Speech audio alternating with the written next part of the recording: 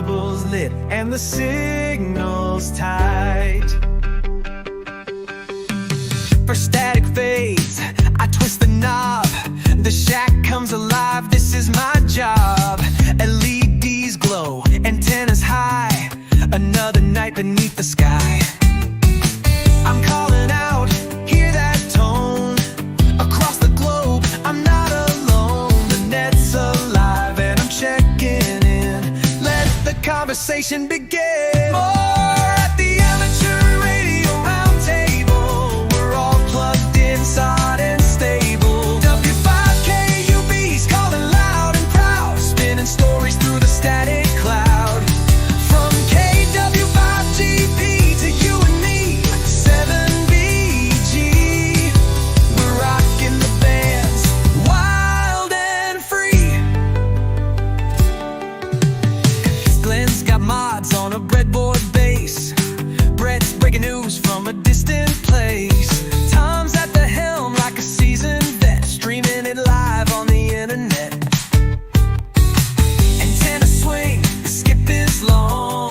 We're singing the ham radio song. Spin that dial, let's catch some heat. 40 meters never felt so sweet. Oh, at the Amateur Radio Roundtable, with coax lines and power cables. The expeditions, QSLs, we've got more ham than a southern belle. From KW5GP to you and me, 7BG. We're working the world, wild and free.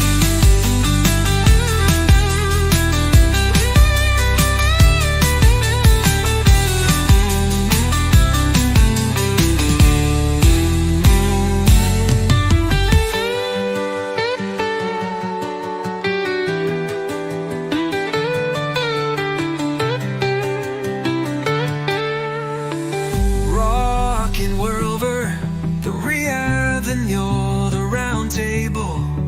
Story strong and signal stable. So key it up and call your name in this wild RF Hall of Fame. From KW5GQ and me, we're hamming hard 7-3. Da, da, da, da, da, da, da, da. Out.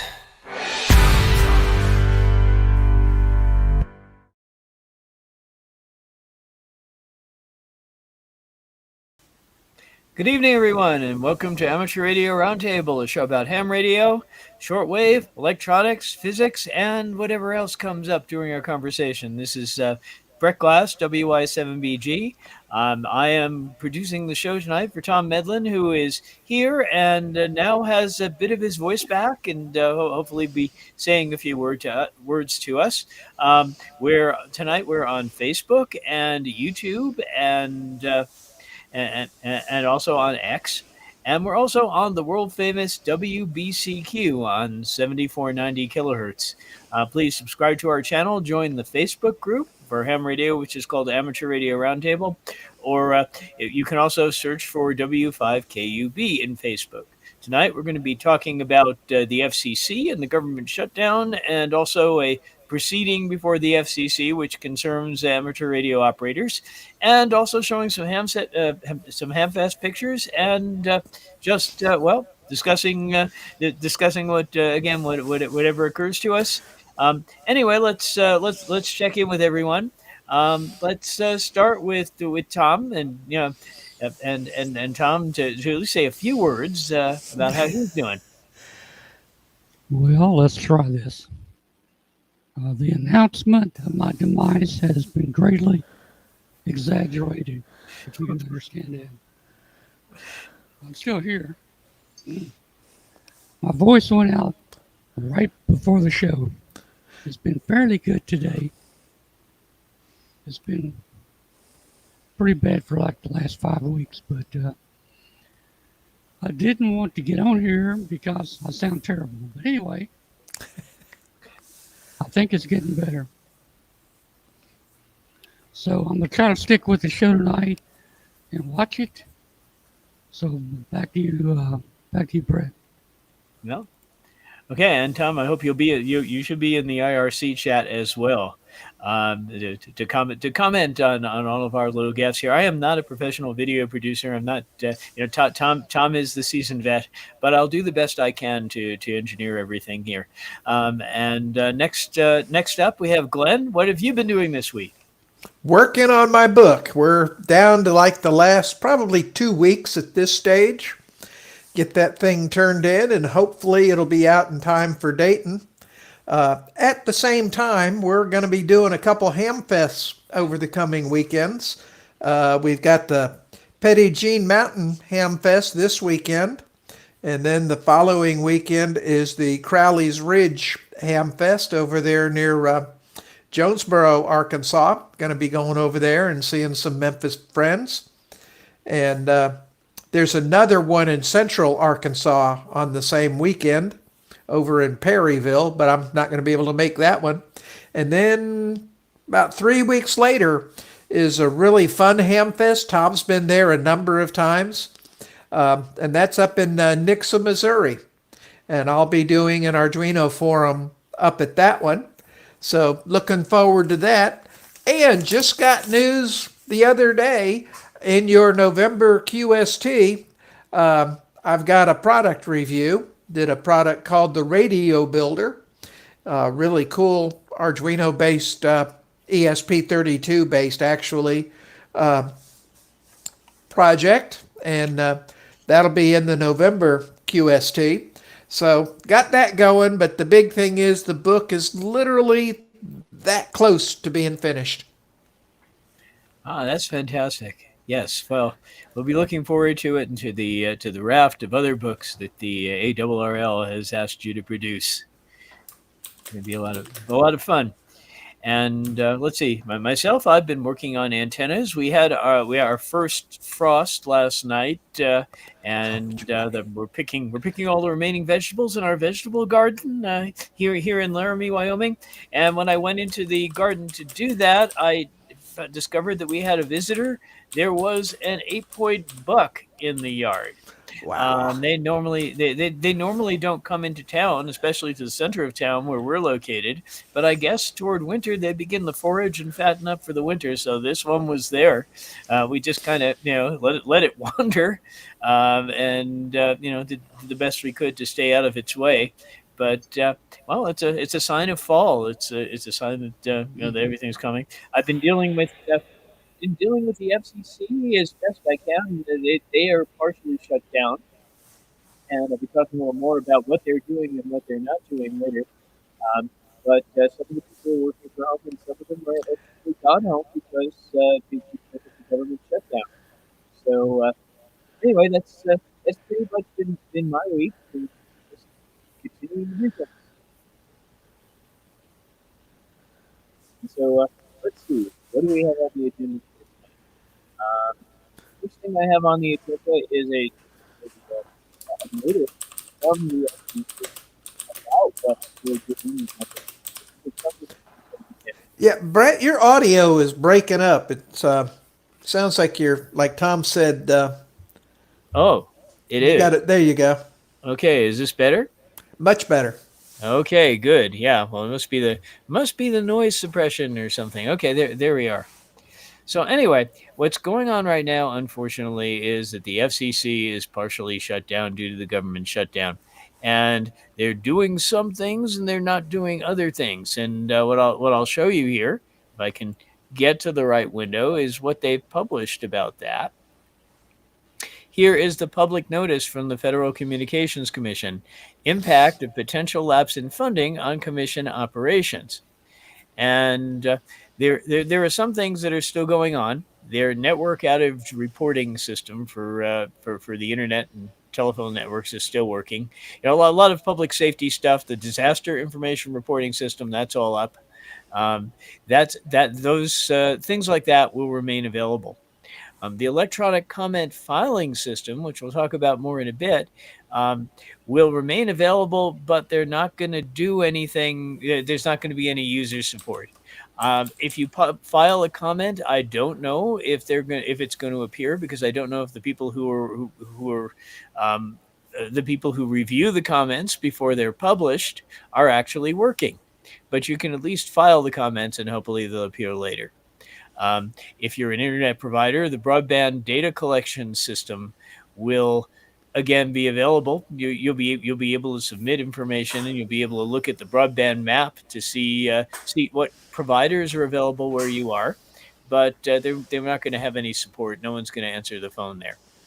And licensing, well, if you just tested for a ham license, it may be a bit before your license is granted.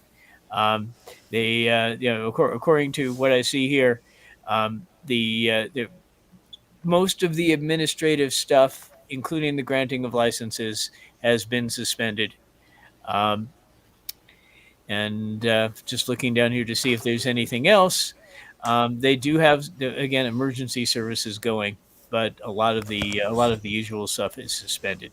So that's the FCC is kind of halfway there. I don't know if you're experiencing some problem that you think you might want to file a complaint about. I don't know if the staff that normally enforces things is going to be there, but they will at least if you submit comments, which is the next thing that's interesting that's going on at the FCC that I want to talk about. They will probably at least be received and hopefully be published. Hopefully they'll go through and be published, but they may not be. It may be that they don't get published until the shutdown is over. But there is something that hams are going to want to comment on, and the comment period for that proceeding ends on October 15th. So shutdown or no shutdown, people are going to want to comment, and that is Space Bureau docket number 25-201. And what's going on is that a company which is called AST and Science LLC, or AST for short, has requested authorization to use the section of the spectrum from 430 to 440 megahertz for satellite communications. And this is right in the middle of the amateur radio allocation for 70 centimeters, which stretches from 420 to 450 megahertz. What AST wants to do is to launch about 250 satellites in low Earth orbit. And well, if you know something about satellites, low Earth orbit satellites don't stay in one place in the sky. That's the reason why you need 250 of them. You constantly need, if you're going to do something like cell phone service, which is what they have in mind, they want to provide cell phone service for AT&T and Verizon, there's got to be one in the sky at all times. And so they need about that many to make sure there are enough to serve you, no matter where you are, at least in the United States, and maybe abroad as well eventually. So they need to have all of these satellites up there. They need command and control channels for them. And they are proposing to do this right in the middle of the 70 centimeter band. Now, there's a problem with this. They didn't check. They really didn't check with any of the international groups about this. They didn't check with the IARU, which is the spectrum coordinator for amateur radio satellites. They didn't check with any of the international treaty organizations that normally govern spectrum, and they didn't check with the ITU, and well, that's a problem because this could cause interference all over the world, and this spectrum is currently not allocated for satellite communications. There's also they didn't even do an analysis of what problems might be caused. And so as a result, the ARRL has filed comments saying, well, they have plenty of other spectrum to use. And this is the partial opposition of the ARRL that I'm scrolling through here. They've said there's no reason to use this spectrum. By the way, another piece of spectrum that they want to commandeer that isn't mentioned in the ARRL proceeding is the 900 megahertz ISM band. That one stretches from 902 to 928 megahertz, and it is an unlicensed band, and hams have privileges there as well. Meshtastic often runs on that band, And a lot of Meshtastic users, there's going to be mutual interference between the satellites and Meshtastic in both directions. And that wouldn't be a good thing if they're allowed to use that band either. So anyway, the a lot of hams have commented. If you take a look at the docket for this, and I can go ahead and share this, it turns out that there have been a lot of comments about this at the FCC. Let me see if I can go ahead and bring this up.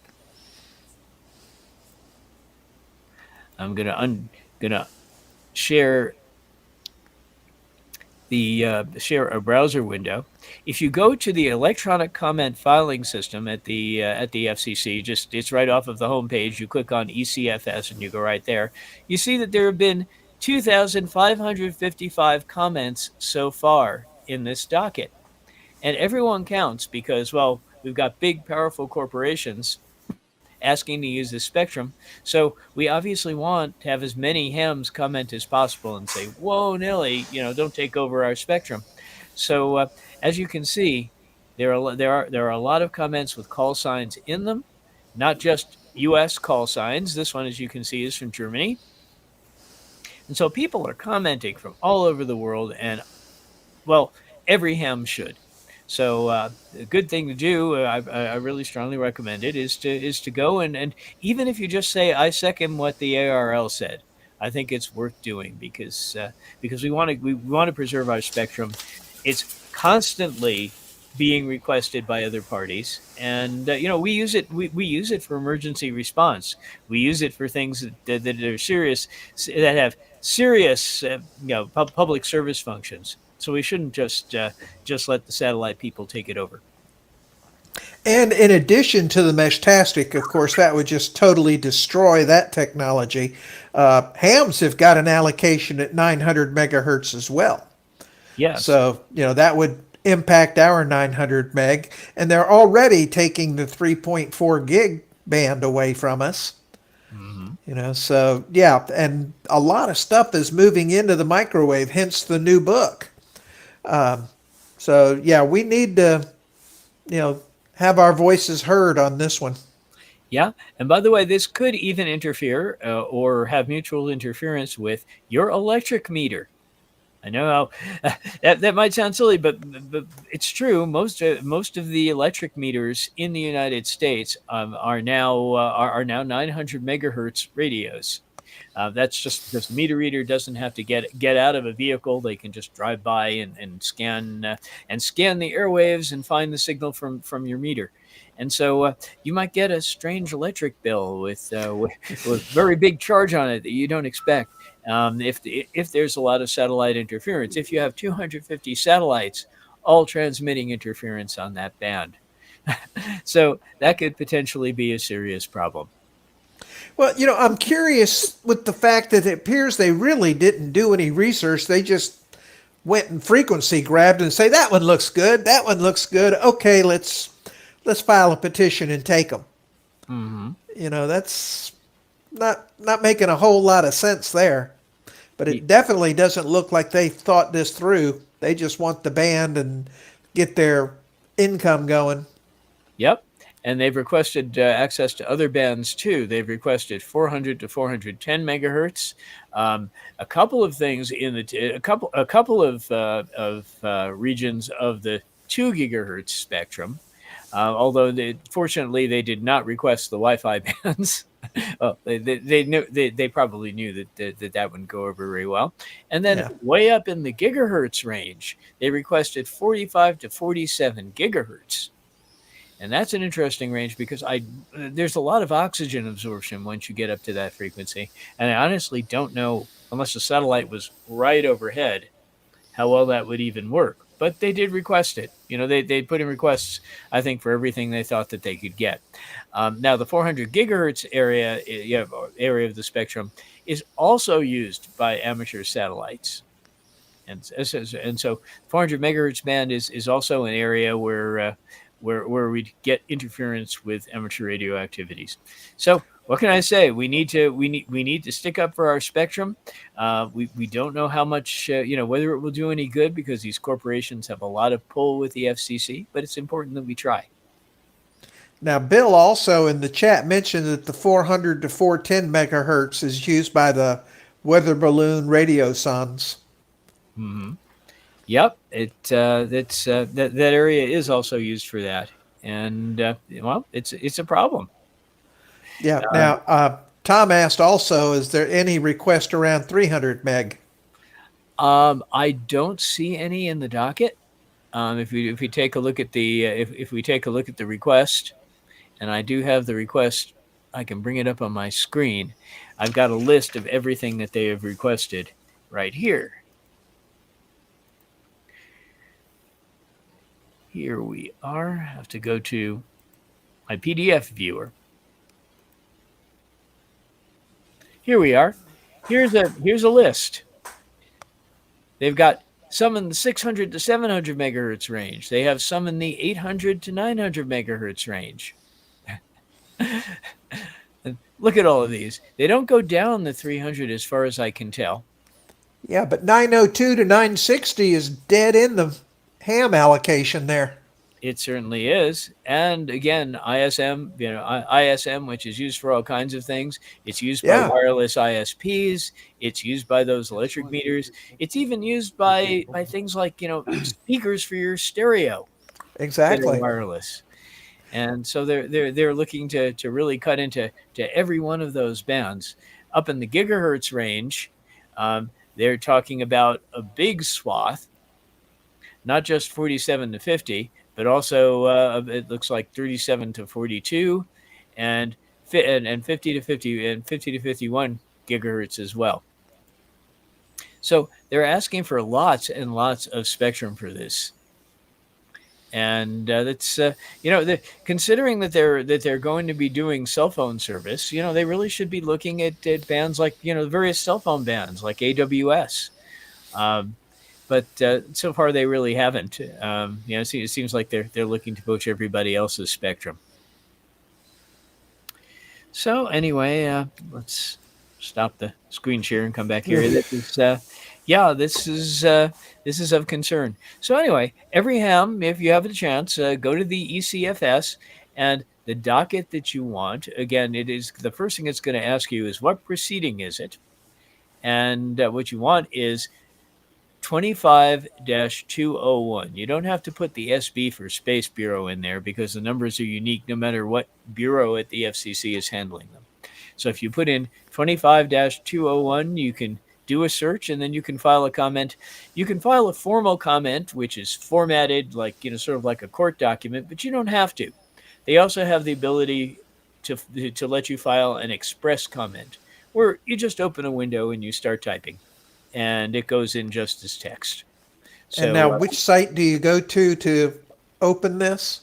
Okay, you go to the FCC website, just fcc.gov, and right there at the top, it will see ECFS. And when you go there, there'll be, again, it will ask you what proceeding you want to look, you want to either comment on or look for comments in. And the magic numbers are 25-201. Put that in, you'll be able to see the comments, and then there's a little button that says File Express Comment. While you're looking at everybody else's comment, you can file your own.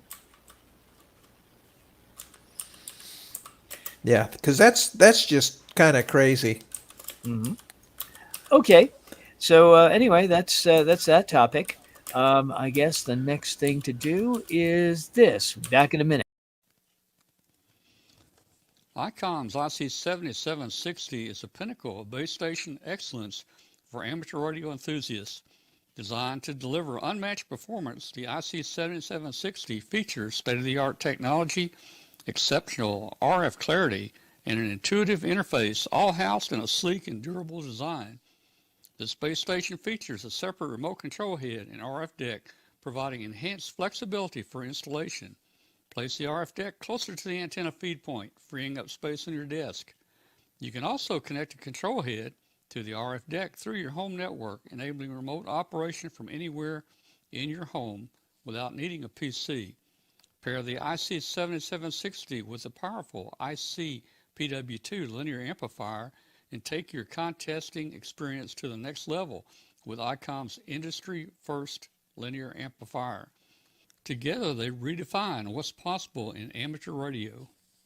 For more information about ICOM's amateur radios, please visit icomamerica.com/amateur. And there we go. Okay, let's see. Next topic. I have some. I don't know, Glenn, if you have anything else to show. I have some. I have some Hamfest video from BARCFest, which happened this last weekend at the Boulder Fairgrounds in Longmont, Colorado. There's always a lot of good stuff in the flea market, and so I walked around and got some pictures of what was going on there. So I'll go ahead and share that screen if I can do that, and we can take a look at what was for sale there.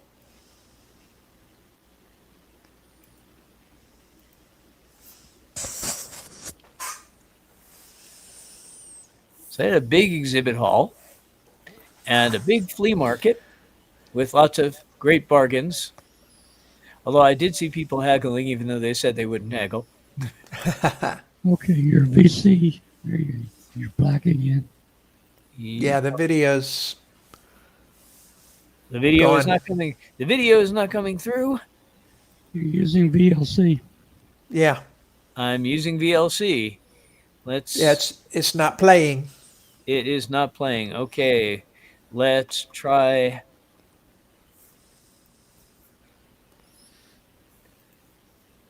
Try this again. I have to use VLC because the video from the cell phone comes in. There we go. I think I see it now. Yeah. Yes. Comes in a format that only VLC will play. Okay, so like I said, we had some great bargains, and they said they wouldn't haggle, but they actually did wind up haggling. And then the tube video slot- dropped out again. It dropped out again? Yep. All right, this platform usually works really well. That's Glenn's PC. Yeah, it's my fault. Uh-huh. Well, I don't know. Let me try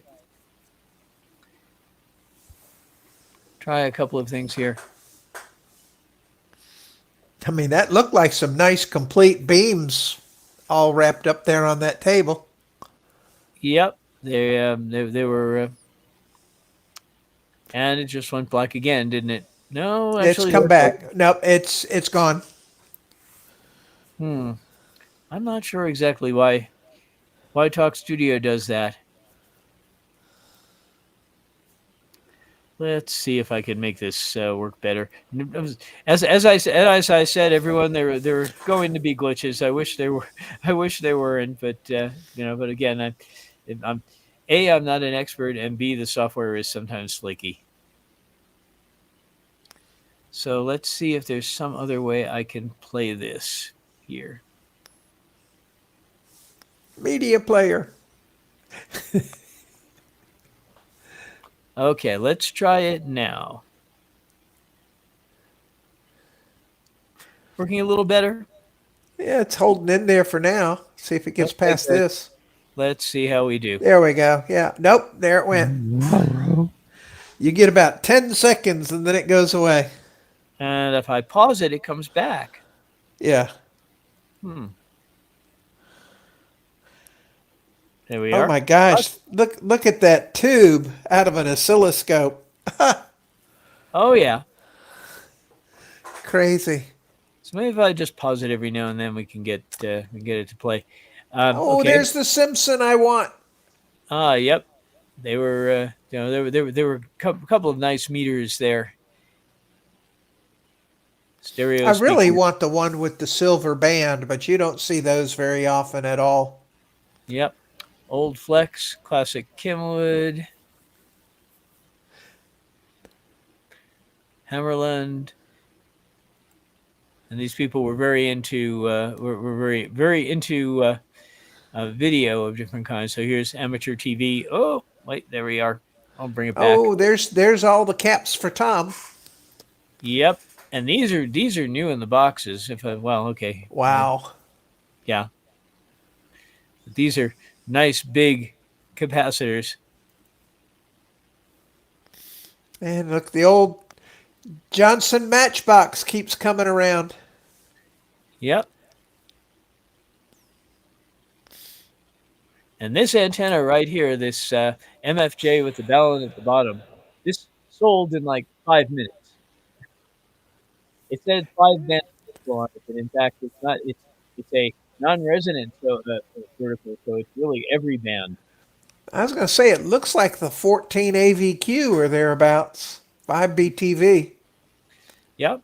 Well, it doesn't have any traps like the BTVs do. It's Yeah. just one long whip with a ballon at the bottom, and then your tuner does the rest of the matching. Hmm. But it's good enough on the ham bands, so it's a compromise antenna, but it works. Oh, yeah.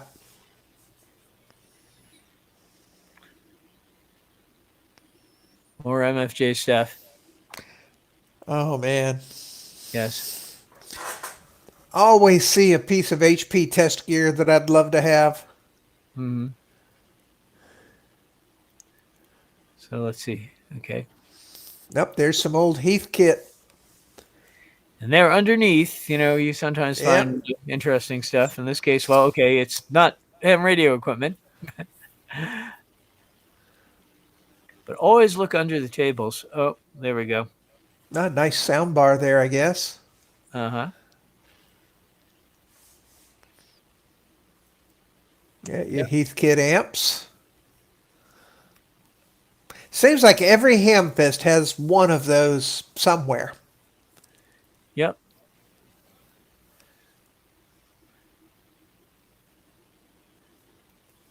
Oh, some good old Drake stuff. Wow.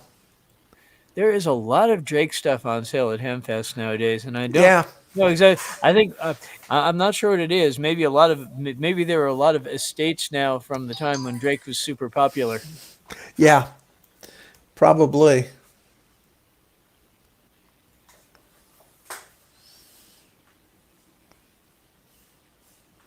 And always look under the table. Oh, yes.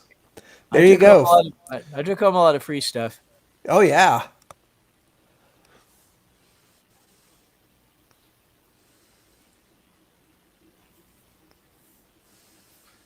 More tables, keys.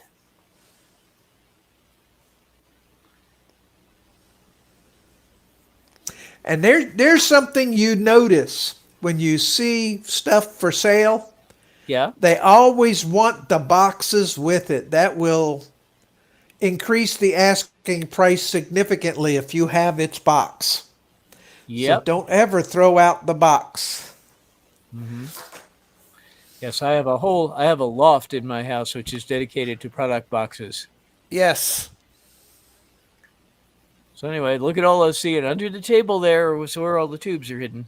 Aha.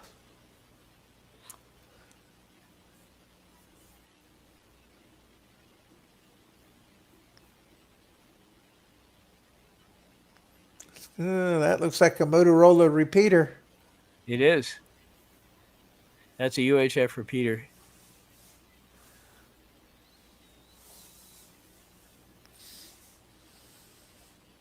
More test gear.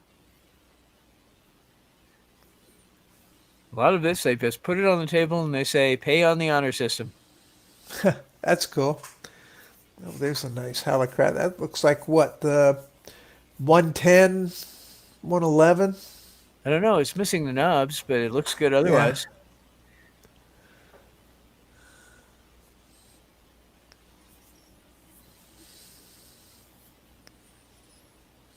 Yeah, and finding knobs for those things is getting harder and harder these days. And nowadays, you 3D print them if you need them. Yeah, pretty much. And then lots of manuals for things. This person has quite a collection.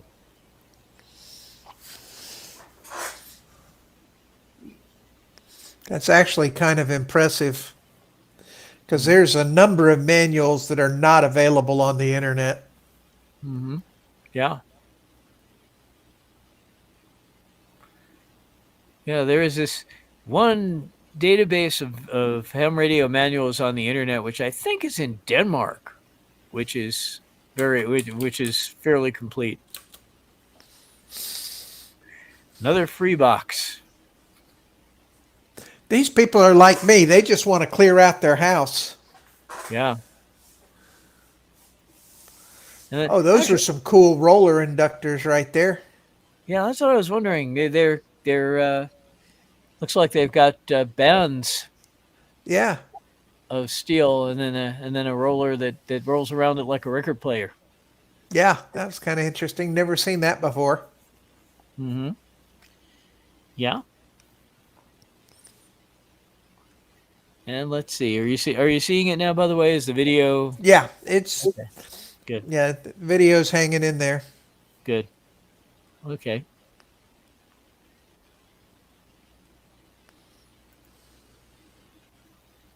Okay. Good. Another radiator. That's always fun. People getting rid of all their good stereo stuff now. Mm-hmm.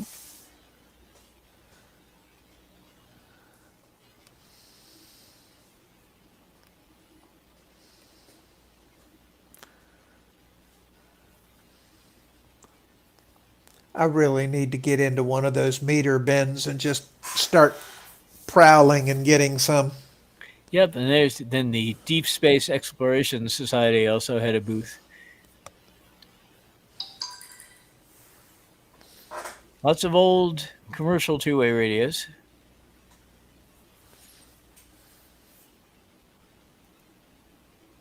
Wow. Yep. Old signal generator. Oops, we lose. There it is. FM modulation meter. Very nice.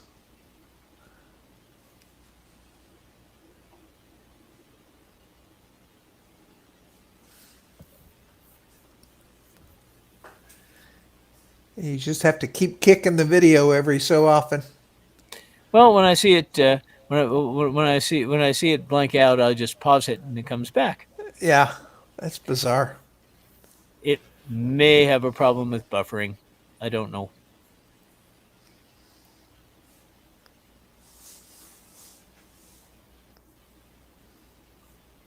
And again, the free boxes were some of the best stuff. Yeah. It's the most free boxes I've seen in a while.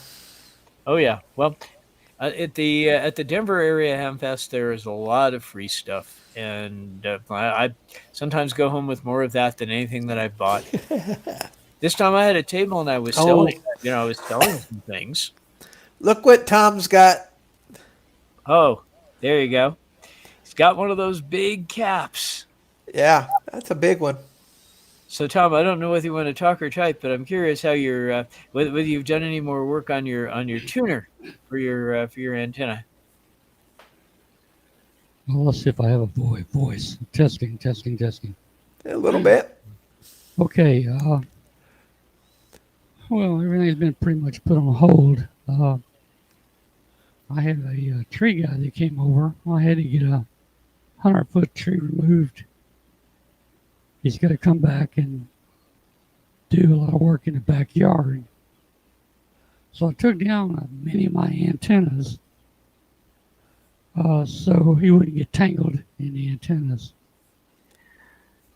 I'm rethinking whether I want to use that 7-band antenna tuner with a 49-foot vertical. I'm thinking now I'm going to go with about 150-foot inverted L and use the same tuner. So I don't have it up, so I can't test it. I've been thinking through a lot of things and got a lot of ideas, and I've actually built a few things that I'll show on a show once I get my voice back. Now, if I raise my voice up to a higher pitch, I think it'll come through. Let's check. Testing, 1, 2, 3, testing. Okay, so my voice is higher now, and it's not breaking up as bad, but that's not my normal voice. Anyway, the last few days I've seen a lot of improvement. My voice was pretty natural most of the day, but it's acting up tonight. I think it's going to take maybe another week or two. It's been like this or worse for 5 weeks. And of course, that's pretty depressing. Hadn't felt like doing much with the voice like this. It kind of worries you. Is this permanent or is it going to, correct itself? So I'm thinking it's going to correct itself, but it hadn't been fun. Mm-hmm. And with saying that, hey, I got a QSL card today. LZ1015 RW. That's an interesting call sign. This is from Bulgaria, and it's for the special call sign dedicated in honor of the saint equal to the apostles, Prince Vladimir.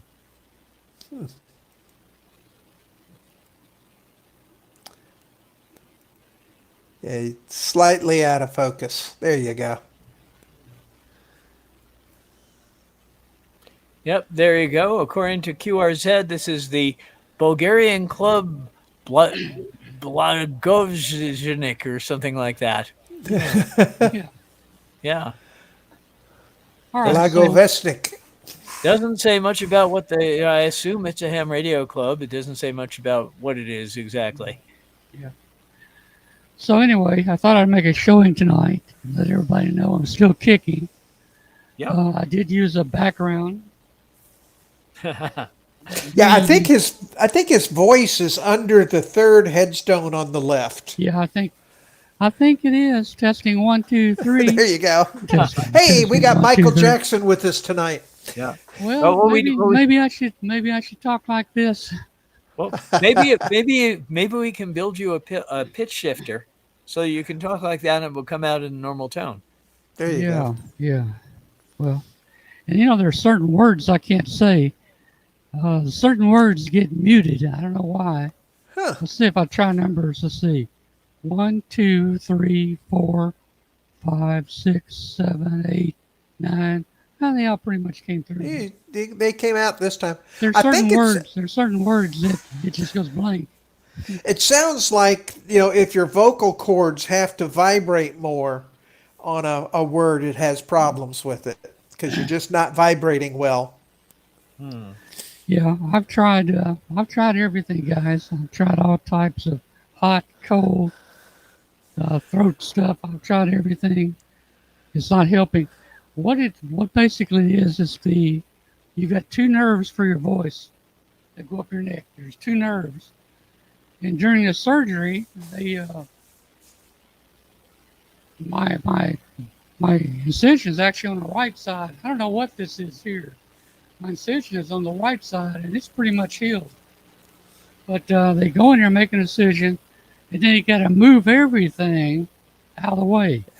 Your larynx, your arteries, your everything.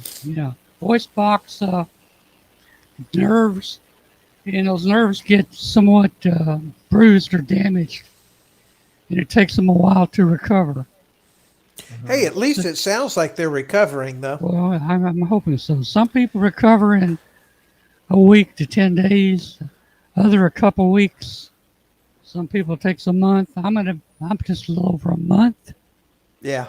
Some a little longer, and some of this is permanent damage. So I'm hoping it's not permanent damage.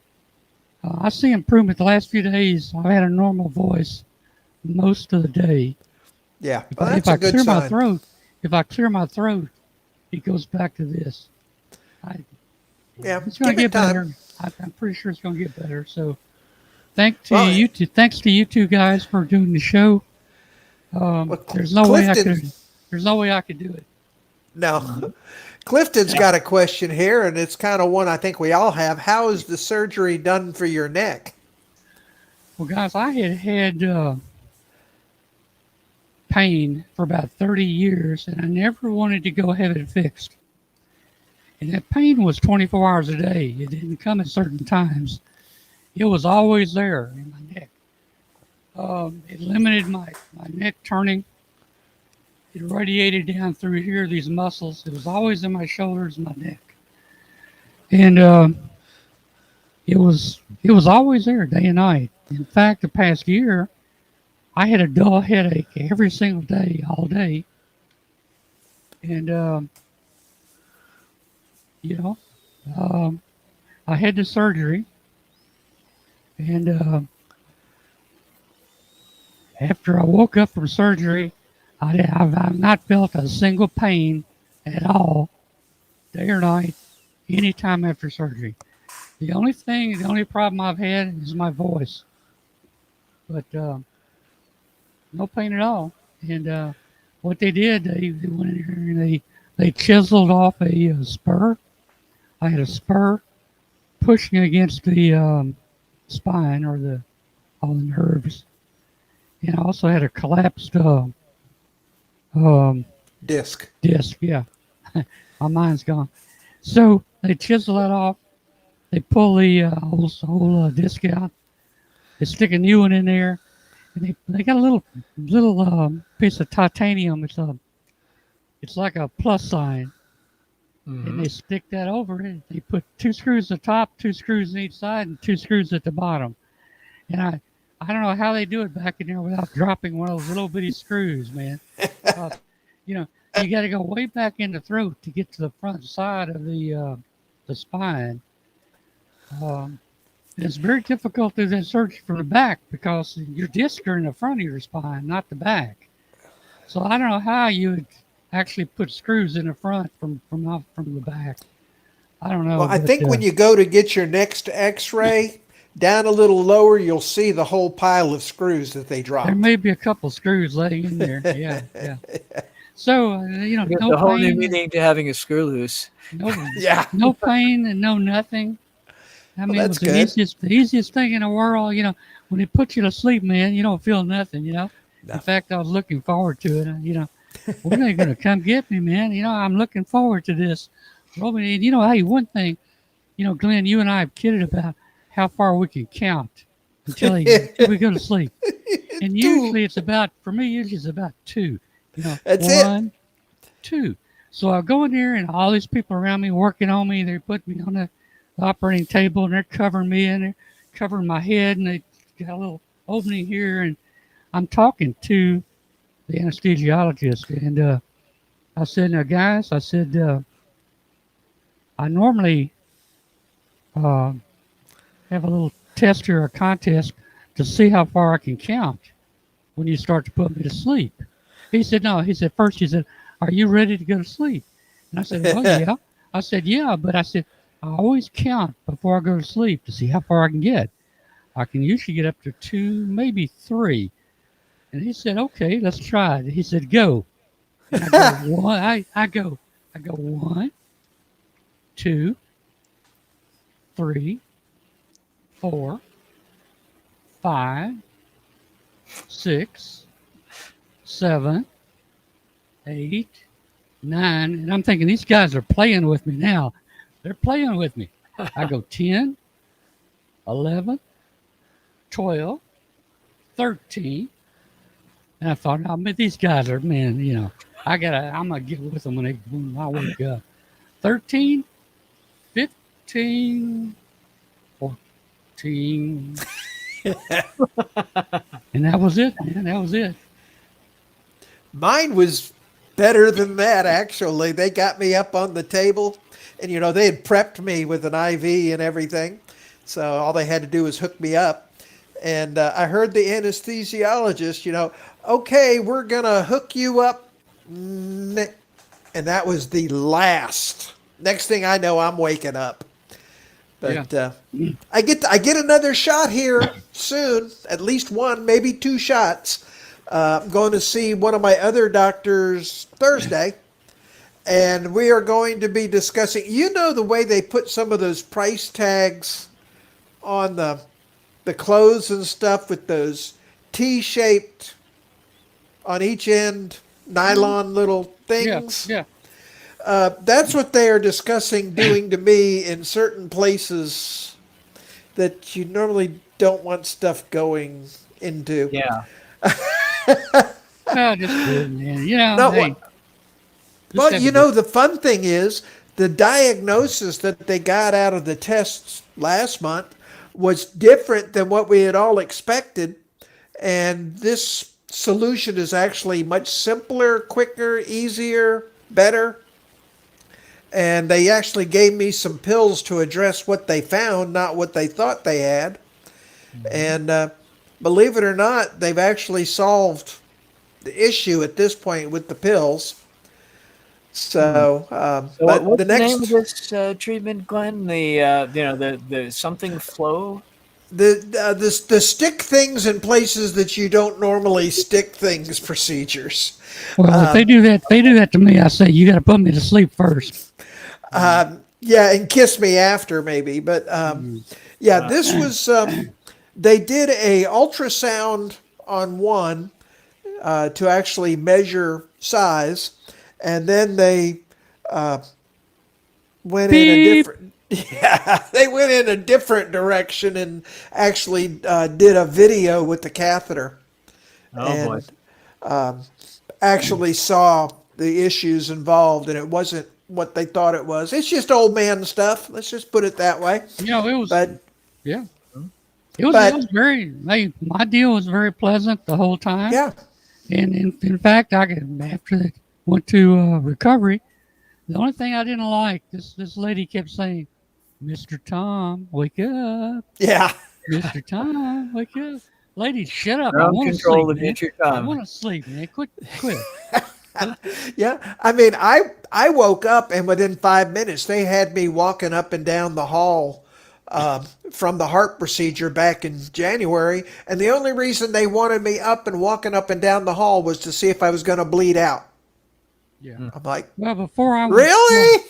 before I went back, they took a lot of blood in case I, Yeah, to type it and different things. And when I was in the Air Force, when I went in basic training and they took blood from everybody, they took two of us. I was one of them, and the two of us sat at a table, and we typed blood for every recruit that went through that line. Now I don't remember how I did it, but oh, you're O positive, you're B negative, you're. I don't know if we made up stuff or I don't even remember a test kit, but my job was to type their blood. Hmm. yeah. Yeah, yeah. They do it with those little dipsticks. I think they stick it in the. They actually have a home blood typing test now. I actually took one of those several years ago because I didn't know what my blood type was, and Mm. they did. They never bothered to tell me. And believe it or not, that little home test actually matched what they tested me for on the heart procedure. So I was Mm. like, wow, cool. That stuff works. But they're still talking about one more possible heart procedure.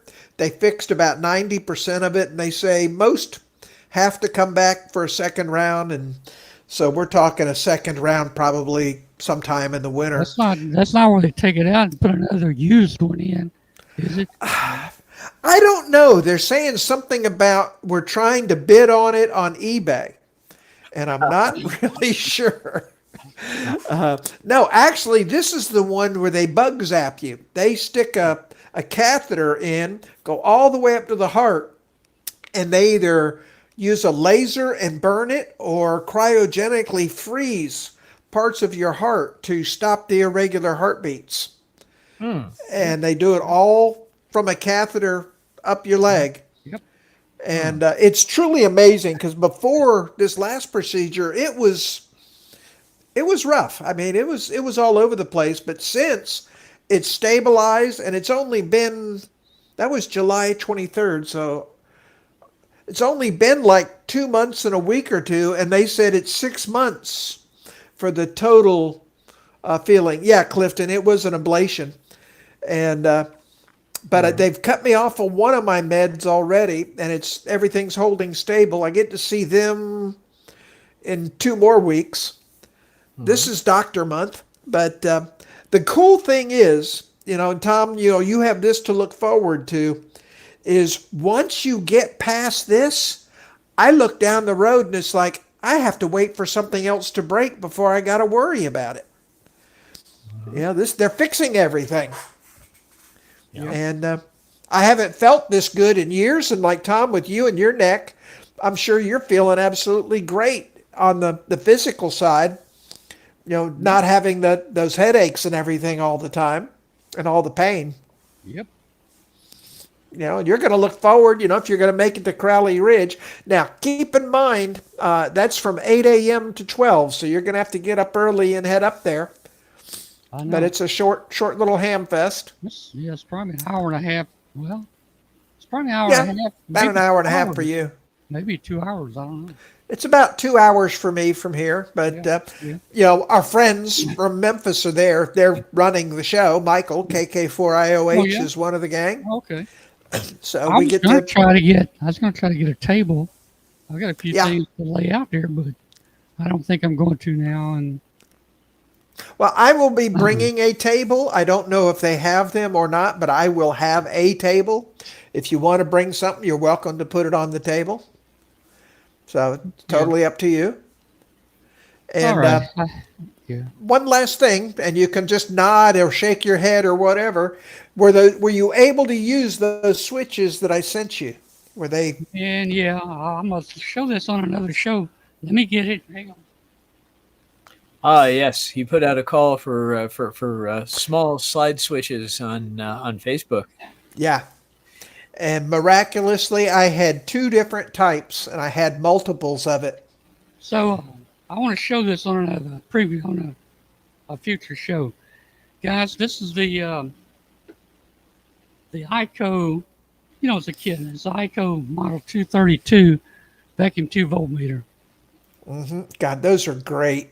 and it's a good little meter. It's probably 50 years old, but Yeah. every single probe that's on these rotted, disintegrated and rotted. This is the case of one. And you used to have to turn the tip to DC, or you turn it back to AC and ohms. And all it does is switches a 1 meg resistor in and out. That's all it does. So I'm going to show you what I did. Maybe.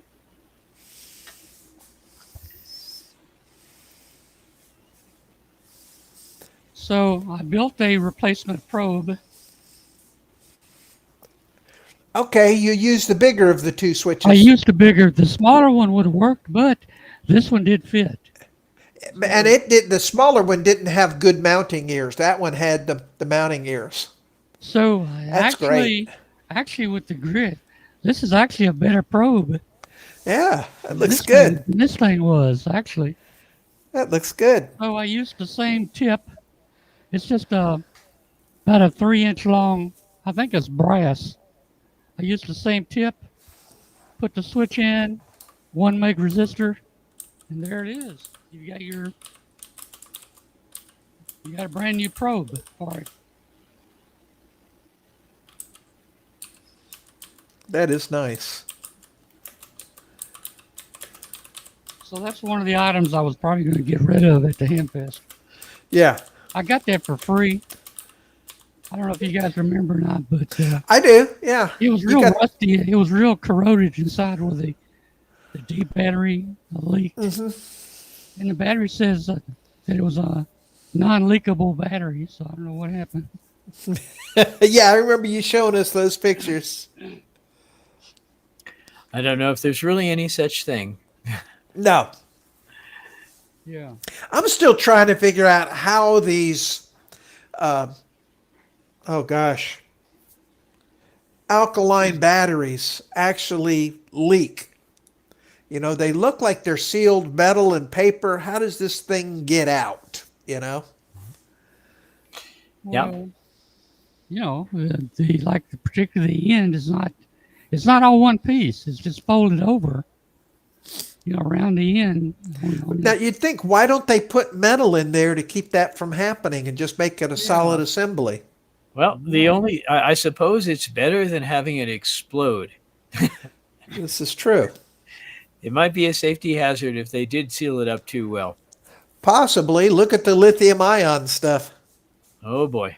Hey, That they've stuff they've got a new explodes. battery. They've got a new battery coming out that's better.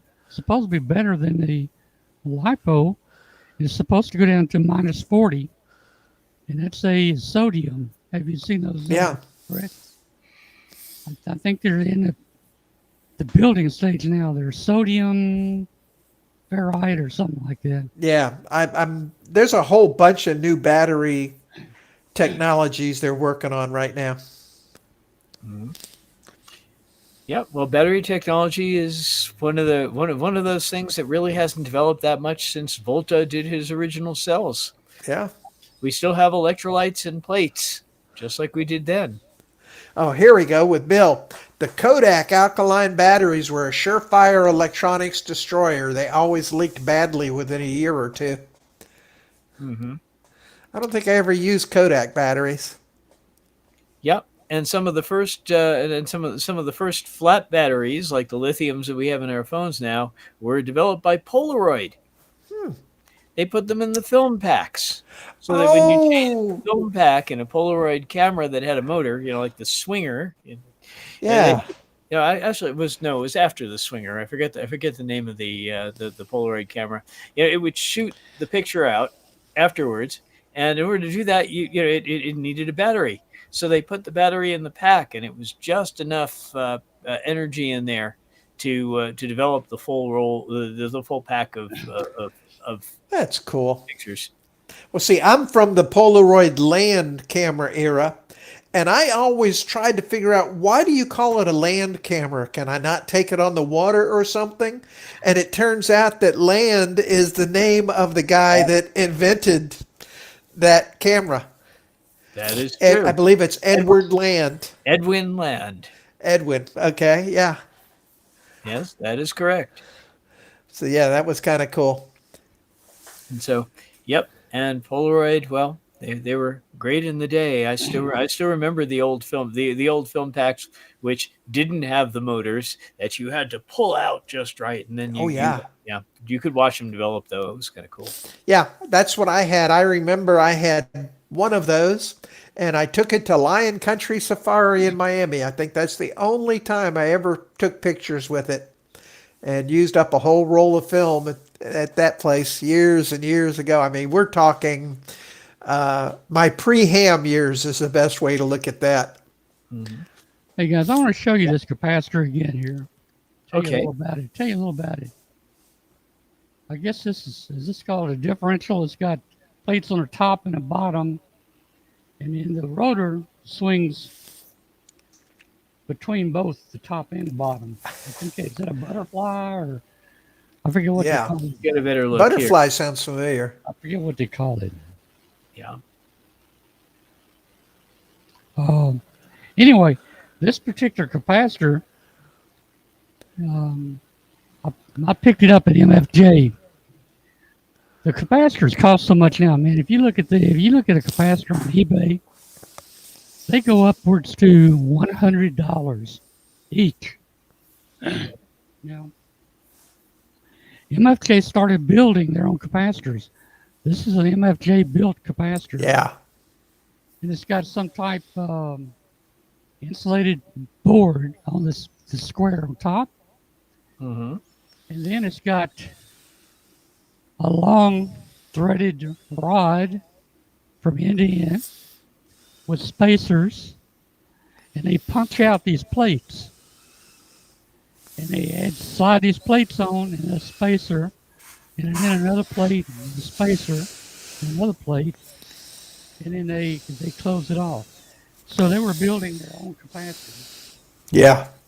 They're toward the end because Martin said the capacitors were getting too expensive to buy. Wow. Mm-hmm. Yep. Now, are those capacitors good enough? Do they have enough dielectric strength to handle like a mag loop? I think so. I put one on a mag loop center of this, and it seemed to be okay. I would imagine this can handle a kilowatt probably. Cool. Oh yeah, they just need to be able to handle the voltage of that arcing over. Yeah. It's got good spacing, and it's very mechanically sturdy and put together. It looks beautifully built. Yeah. Really is. That's gorgeous. Yep. Yes, that is nice. Yeah, very much so.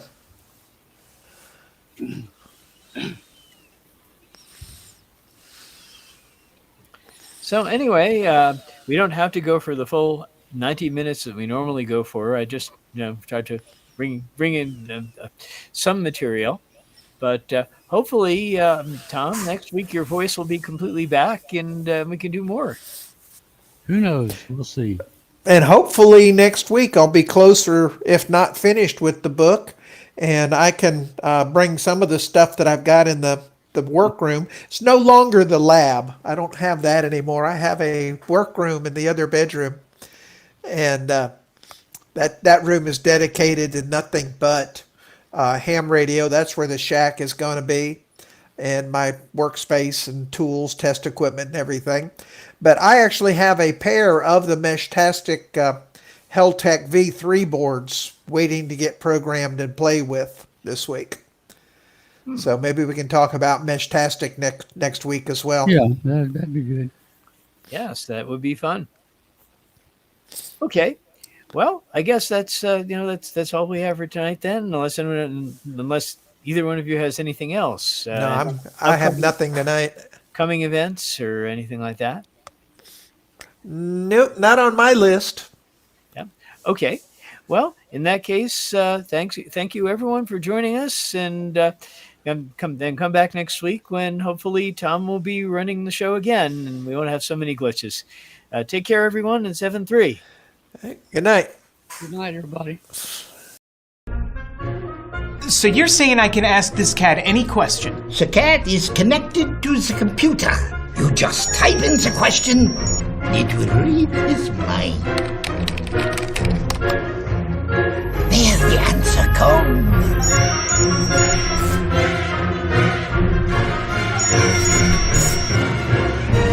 You're the man! I've been looking for this for weeks.